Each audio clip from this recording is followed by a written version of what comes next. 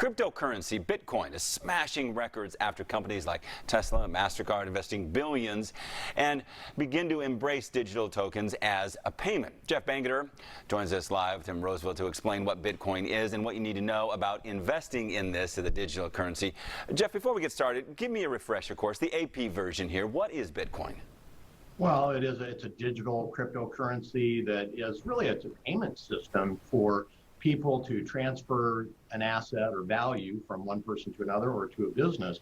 But you got to remember, it's completely unregulated. There are no government agencies or monetary organizations or anybody really keeping an eye on this.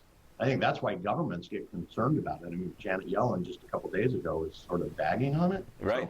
So it does happen. So it has had a meteoric rise here, and they're not the only cryptocurrency. What has attributed to the rise? Why so fast? Well, I think you get these, social media people like Elon Musk out there, tweeting about it and saying that it has value. And that's interesting. But then when he puts over $1 billion into it, and you have these other big organizations doing the same, and they're accepting Bitcoin as a payment for their vehicles. So this did obviously give it some credence. And you do have the big companies like Venmo and MasterCard and so on that are taking it as a payment source now. So I don't think it's a matter of if other institutions are going to accept it. I think it's a matter of when. Yeah.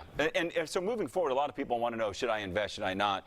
I think, it's expensive. You don't have to buy the whole share, obviously. But what do people need to know? What's the most important thing to take away for investing in a company like Bitcoin? Well, I think whether it's cryptocurrencies or stocks, you have to really think about your risk tolerance. I think a lot of people, too often, they get caught up in the hype, like what's going on right now, and they want to put money into something, whether it's Bitcoin or, GameStop a couple weeks ago, right?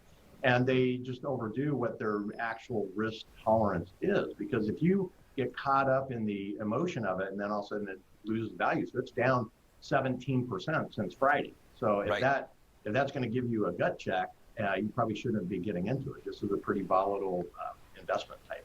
So as with any stock, cautious is kind of the way to go, and treat it more as a bet than a for sure thing.